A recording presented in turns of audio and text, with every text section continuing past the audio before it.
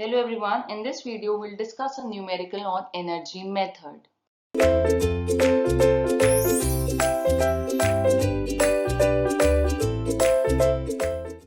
Now the energy equation we have already discussed, which says that the total mechanical energy in a system, that is the sum of potential and kinetic energy, it remains constant, and while considering this case we do not take into account any dissipative element. So we do not take into account any damping effect in the system. So the question says that we have to find the equation of vibration of water column in U tube. So simple thing that we have to do is we have to consider that the energy is conserved, and by using simple equation we can find the equation. So the question says, so we have taken into consideration certain factors, and because this is talking about a water column, so let's assume that the density of fluid we are denoting by rho, the length of the column we are denoting by small l, and the area we are denoting by small a. So we are saying that there is this equilibrium position of this water column, and when some force is being applied to it, what happens? A small amount of water, it goes above the equilibrium position, right? And the same amount of water, it goes below the equilibrium position. So the displacement of the water about some axis, it is same. So same amount of water, same displacement above a particular axis, and same displacement takes place below this axis. So what exactly happens at this position?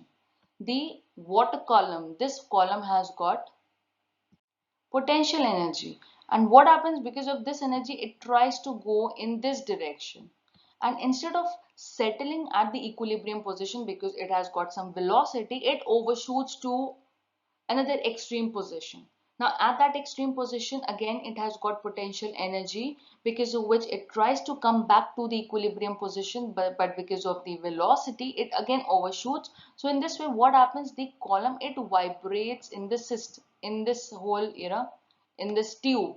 So water column, it keeps on vibrating from this side to that side, and from LHS to RHS, and from RHS to LHS. So the oscillation takes place.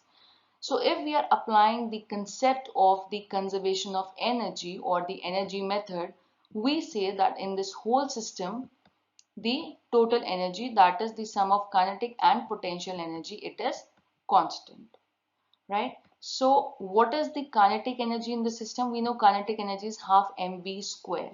So in this case, mass is what? Area into length, that is volume into density, right? And velocity we are denoting by x dot square. So this is the kinetic energy that we get. Now the potential energy, what exactly is the potential energy? It is the energy, that is the work done to transfer the water column.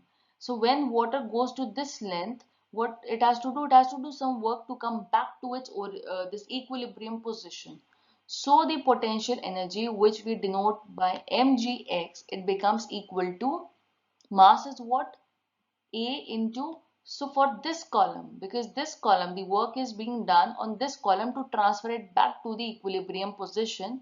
So it is A into x into density rho, and G into x, right? Because this is the displacement of this water column. So this is the equation that we get. Now to find the maximum value, we say that the differentiation of kinetic and potential energy with respect to time, it gives us the value 0. And we have already discussed this. We are taking the time factor, and we know that x is a function of t. Similarly, x dot, which is velocity, is also function of t, and acceleration, which is x double dot, is also the function of t.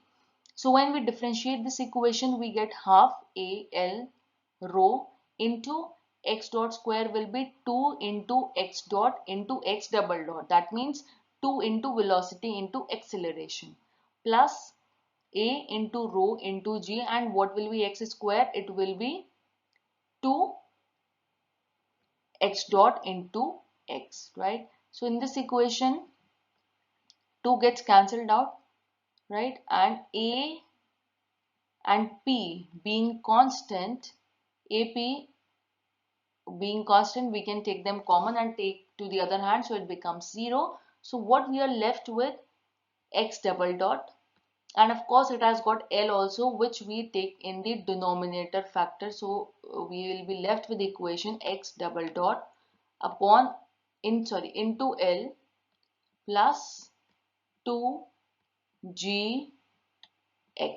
which is equal to 0, right? X dot being common, again we can take it the velocity factor to the other hand. So this is the equation that we are left with. So if we take this L common from the equation, so it becomes x double dot plus 2g upon L into x is equal to 0. And if we compare this equation with the general equation of SHM, the natural frequency, it comes out to be under root 2g upon L, and this is the required answer.